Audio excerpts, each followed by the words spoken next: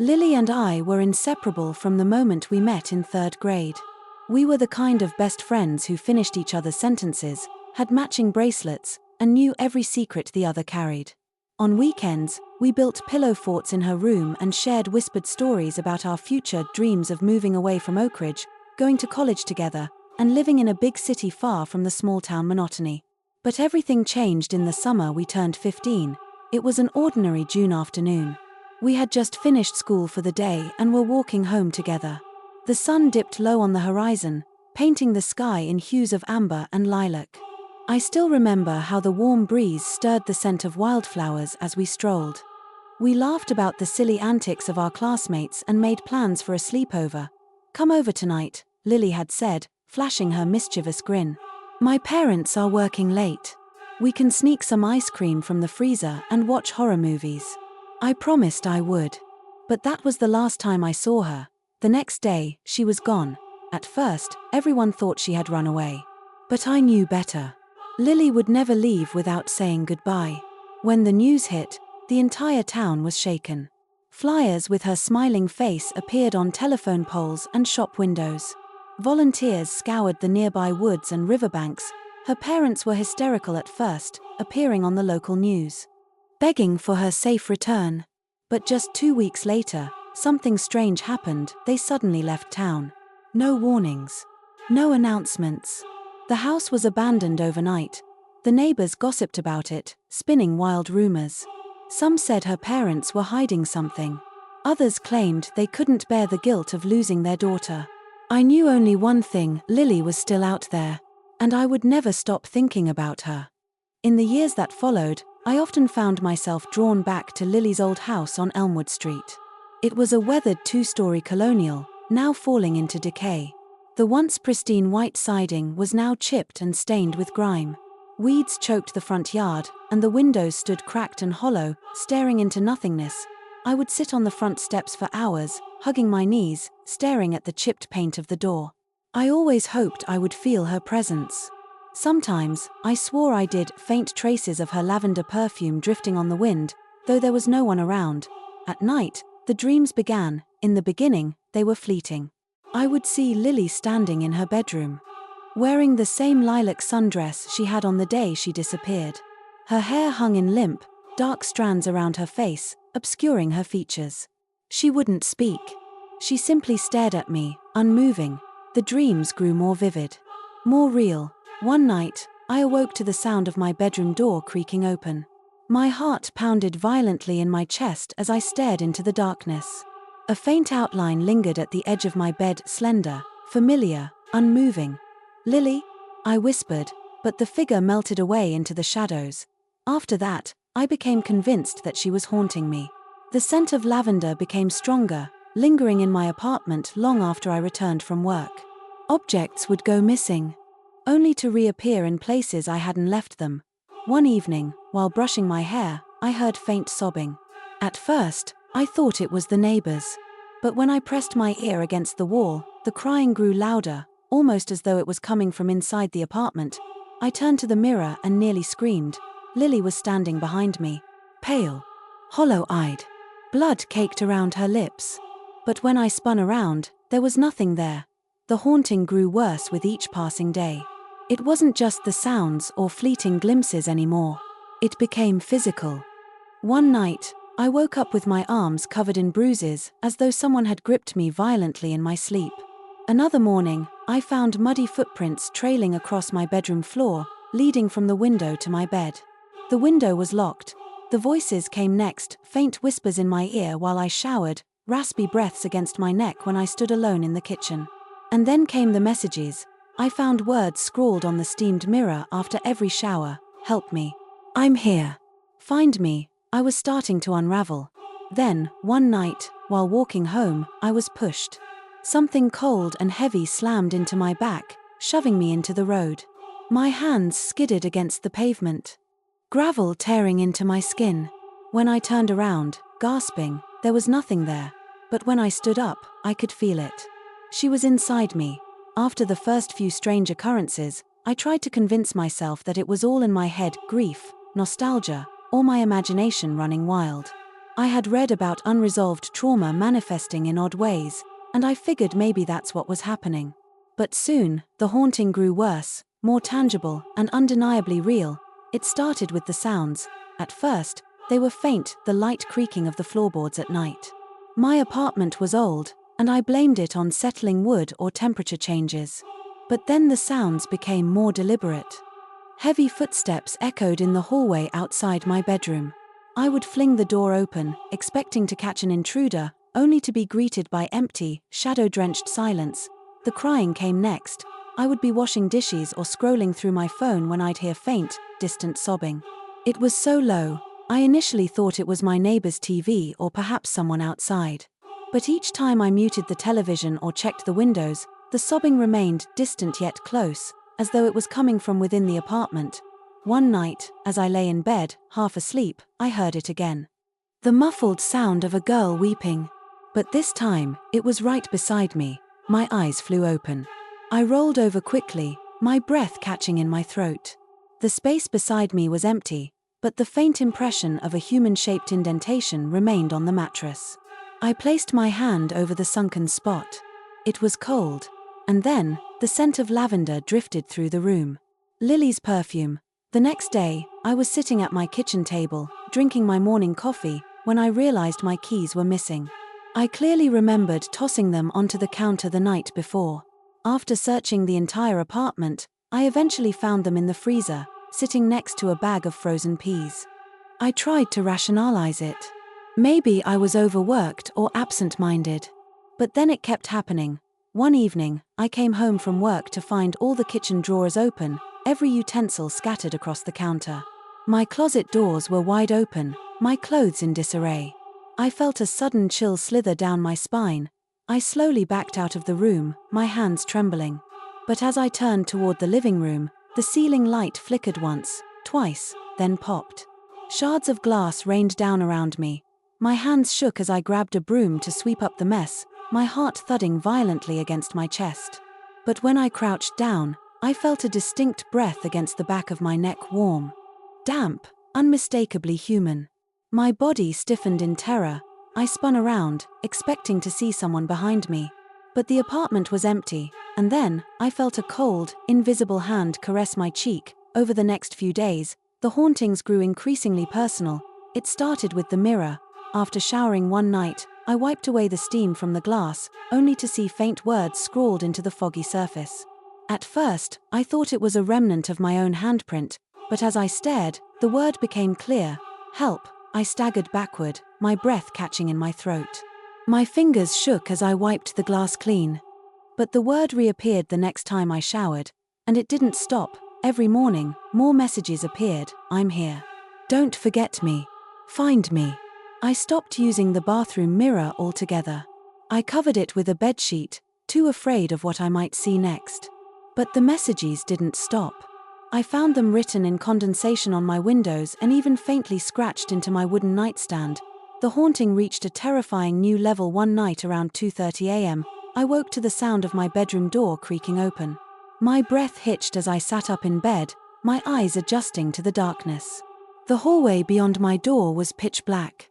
At first, I thought maybe I had forgotten to latch it properly.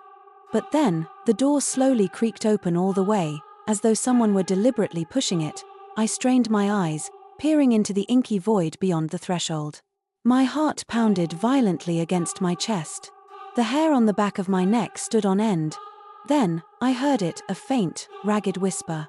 My name, Gracie. My stomach twisted into a knot. My hands clenched the bedsheets so tightly that my knuckles turned white. I stared into the hallway, my eyes wide and unblinking, and then I saw her, a shadow.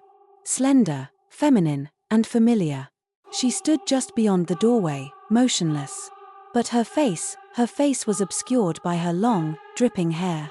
Her limbs were limp and awkwardly bent.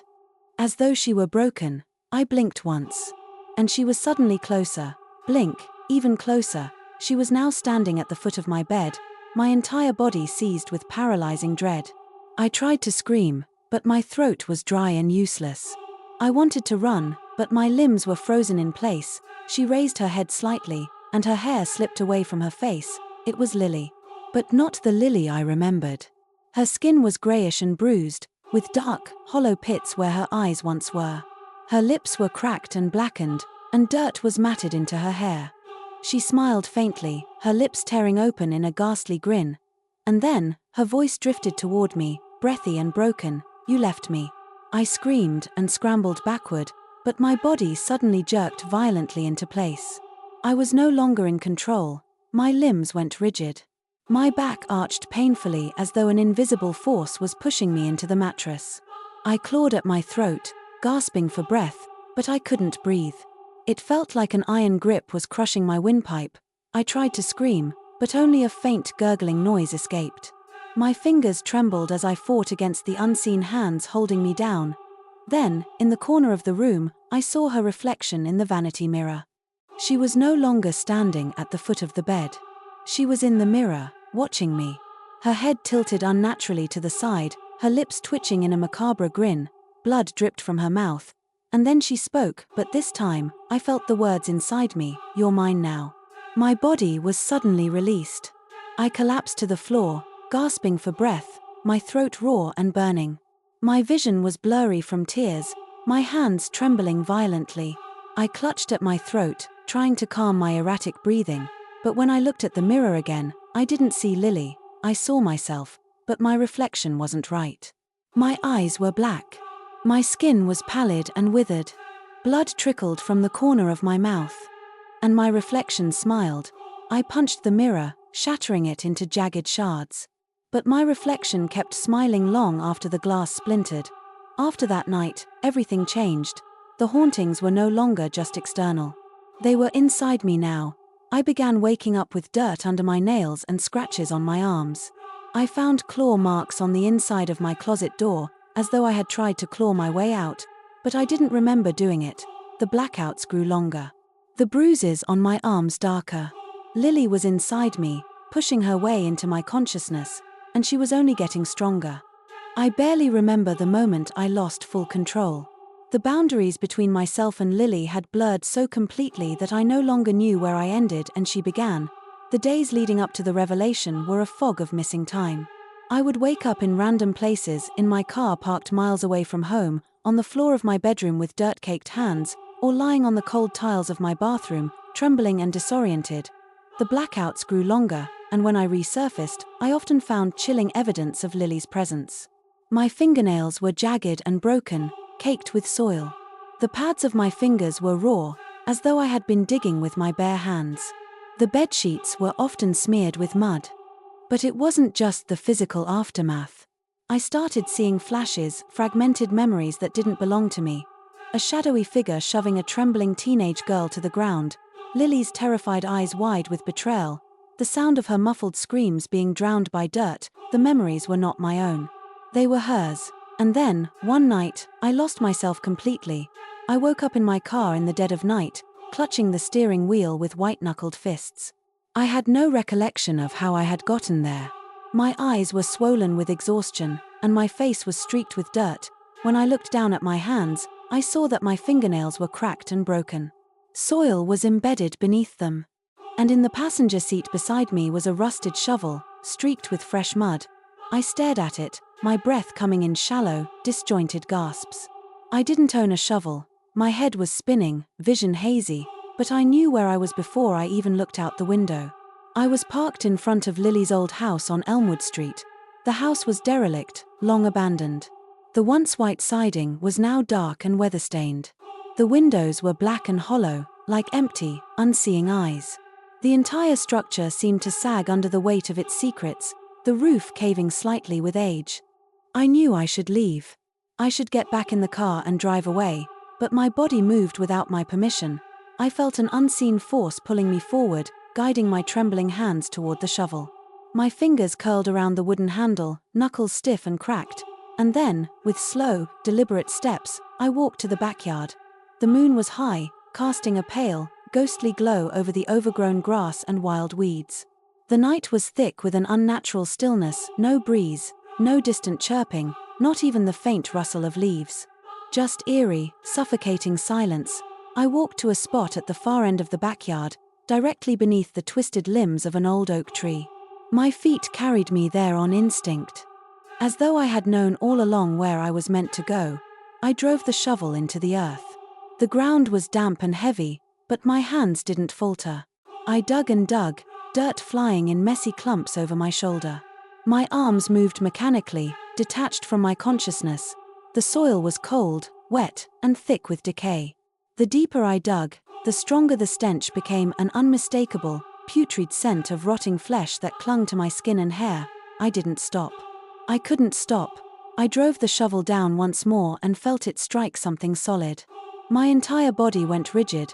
I dropped the shovel and fell to my knees, clawing at the damp soil with my bare hands. My nails bent and split as I scraped away the earth. The mud filled the spaces beneath my fingernails, but I didn't care. I dug faster, frantically, like an animal trying to free itself from a snare, and then I saw it, wood. My breath caught in my throat. The jagged edge of a splintered wooden box peeked through the damp soil.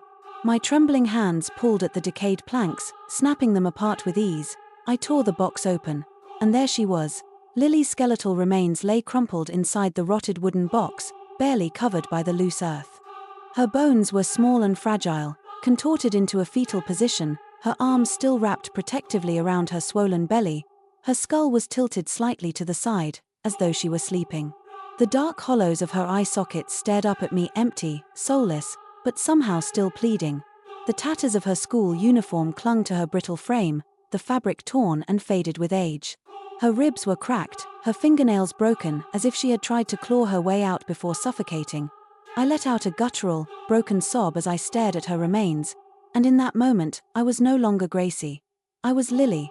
Her rage flooded into me, sharp and white-hot, so potent it made my limbs tremble.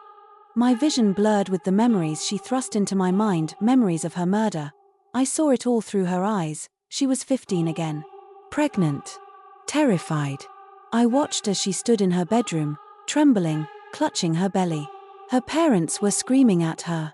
Her father's face contorted with fury. Her mother's eyes brimming with disgust. I felt Lily's terror as they dragged her down the stairs, her hands clawing at the banister. She screamed, begged, pleaded, but her parents were deaf to her cries. Her father struck her across the face, splitting her lip. Her mother held her down as he wrapped his hands around her throat. She kicked and thrashed, but they didn't stop.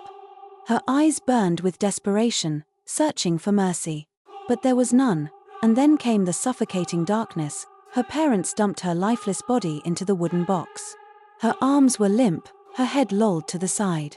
But she was still breathing faintly, barely clinging to life. They buried her alive. I felt the last gasps of air as the soil was thrown over her face, filling her nose and mouth. Her lungs burned as she tried to scream through the dirt, but her voice was smothered. Her fingers scraped at the inside of the box, splintering her nails as she clawed at the wood, trying to escape. Her unborn child died with her. When I resurfaced from the memory, I was back in the present, kneeling beside her skeletal remains, my hands trembling violently. My nails were split and bleeding, just as hers had been, and then, I felt her enter me completely. Her presence was no longer just a shadow in my reflection. It was inside me. Her anger coursed through my veins, her hatred merged with my own. I could feel her sorrow and fury, molten and raw, scorching my soul. My voice was no longer my own. When I opened my mouth, it was Lily's voice that came out, hoarse and guttural. "You left me in the dirt." Her rage became mine. Her pain became mine. Her thirst for vengeance consumed me whole. There was only one thing left to do. I had to find them. Her parents had escaped their crime. But now, she would make sure they never escaped her. The drive to her parents' house was a blur. I barely remember getting into my car. I don't recall turning the key or pressing my foot against the accelerator. All I knew was that one moment I was kneeling in the dirt over Lily's broken remains, and the next, I was speeding down the rain-slicked road, my knuckles white against the steering wheel. The car's headlights cut through the darkness, illuminating the twisted trees that lined the narrow highway. My heart pounded violently in my chest, but my mind was eerily calm. Too calm, because it wasn't my mind anymore. I could feel Lily inside me, her fury burning in my chest, filling my veins with molten rage. Her voice pulsed through my thoughts, broken and vengeful, guiding my hands on the wheel. "Don't stop. Keep going." Her voice was clear, deliberate, and merciless. I could barely see through the fogged windshield, but I didn't need to. She was driving. The house was nothing like the decaying ruin they had left behind in Oakridge. Lily's parents had fled the small town years ago and started over in a new, affluent neighborhood. Their new home was a pristine two-story colonial, the kind with white siding, perfectly manicured hedges, and warm golden lights glowing in the windows. A white picket fence lined the yard, so idyllic, so ordinary. I parked across the street, my hands trembling as I shut off the engine. The rain pattered against the windshield, creating a soft, rhythmic tapping, almost melodic. But I could hardly hear it over the pulsing in my ears. My limbs felt heavy and foreign as I climbed out of the car. My shoes crunched against the wet gravel, my breath escaping in shallow, broken bursts. I didn't bother pulling up my hood against the rain. I barely felt the icy droplets sliding down my face. Because it wasn't me walking toward the house. It was her. The porch light flickered faintly as I climbed the steps. I could feel the boards bending slightly beneath my weight, damp and slick from the rain. My trembling fingers brushed against the brass door handle, and then, without hesitation, I turned it. Unlocked. They hadn't even locked their door. I stepped inside. The house was warm. Peaceful. A fire crackled softly in the living room fireplace, casting a dim orange glow against the walls. The faint scent of dinner still lingered in the air, roasted chicken and rosemary. Perhaps her parents were sitting on the plush beige couch, watching television. The room was filled with the soothing hum of the screen. They didn't notice me at first. For a brief moment, I simply stood there, dripping rainwater onto their spotless hardwood floor. My hands were coated with dirt from the grave, the mud crusting beneath my nails. I probably looked like a vagrant, soaked, pale, and wild-eyed. Her father turned first, his brow furrowing in confusion. "Can I help? Why?" His words died in his throat. His face drained of color as his eyes locked with mine. Or maybe it wasn't mine he saw. Maybe it was Lily's. Her mother gasped softly, sitting upright. Her hand clutched the throw blanket draped over her legs, her knuckles whitening. For a moment, we stared at each other in silence, their confusion shifting to slow, creeping dread. And then she spoke through me. It was my voice, but it wasn't. It was Lily's voice, hollow and broken, vibrating with a wrath that scraped against my throat like shards of glass. "You left me in the dirt." Her mother's hand flew to her mouth. Her eyes widened with recognition. Lily?" she stammered, her voice shaking. Her father's face contorted with shock. His hands trembled faintly, knuckles white against the couch arm. I saw the flicker of guilt in his eyes. It made my blood boil. Her blood. I took a slow step forward. Her father lunged for the phone on the coffee table, but my hand shot out before I even realized what I was doing. My fingers wrapped around his wrist with an unnatural strength, snapping his hand back with a sickening crack. The phone clattered to the floor. Her mother screamed. I barely registered the sound. I slammed her father's head into the wall, once, twice, until the drywall cracked. He slumped against the couch, dazed and bloody. Her mother scrambled backward, knocking over a vase as she tried to flee. "Please," she begged, her voice shrill with terror. "Please, it wasn't our fault. We had no choice." Her words stung like venom. No choice. No choice. Rage surged through me. My vision blurred with red as I lunged. I grabbed her mother by the throat, slamming her against the wall. Her fingernails clawed at my hand, leaving faint, useless scratches against my skin. Her eyes bulged with terror, her face blotchy with desperation. Her father staggered forward, clutching the wall for support, blood dripping down his face. He tried to pry me away, but I threw him across the room as though he weighed nothing. His body hit the coffee table with a dull, splintering crack. Her mother's eyes filled with tears, her lips trembling as she choked. Her face was turning blue. I loosened my grip just slightly, enough to let her gasp for breath, and then leaned in, my lips brushing her ear. And then, with Lily's voice dripping with malice, I whispered, "You buried me alive." And then I squeezed. Her body went limp, sliding bonelessly to the floor. Her father staggered to his feet, disoriented and trembling. He stumbled toward the doorway, but my legs moved faster. I grabbed him by the collar and slammed him into the fireplace mantel. The framed photos clattered to the floor, glass shattering against the stone hearth. He gasped, blood bubbling from his lips, But I didn't stop. I drove his head against the stone once, twice, 3 times. The room echoed with the wet, meaty thud of bone striking stone. Blood splattered against the brick, and then he stopped moving. I let his body slump heavily to the floor, my hands trembling violently, slick with his blood. For a moment, everything was silent. The only sound was my ragged breathing and the soft crackle of the fire. With blood on my hands and vengeance searing in my chest, I walked into the kitchen. My hands, still trembling, pulled open the drawers until I found the box of matches. I moved methodically, setting small fires in every room of the house, the living room, the kitchen, the office. The flames grew swiftly, licking at the curtains and furniture, devouring the house in greedy tongues of orange and red. I walked outside, my arms smeared with blood and dirt, my clothes damp and tattered. I stood on the front lawn, watching the house burn. I didn't blink. I didn't move, the flames reflected in my eyes, and I smiled. No one suspected me. The fire was ruled an accident. Faulty wiring, they said. A tragedy. The bodies of Lily's parents were pulled from the charred wreckage. They called it a terrible loss. They were mourned by neighbors who had no idea the monsters they truly were. But I knew. Lily knew. She was free now. Her soul, once bound by rage and sorrow, had found peace. The weight of her suffering lifted from my chest, but the darkness remained. I still feel her sometimes. Her breath on my neck. Her warmth in my chest. Her voice, faint but familiar, whispering softly in my ear. And some nights, I still wake with blood on my hands, and I wonder if it's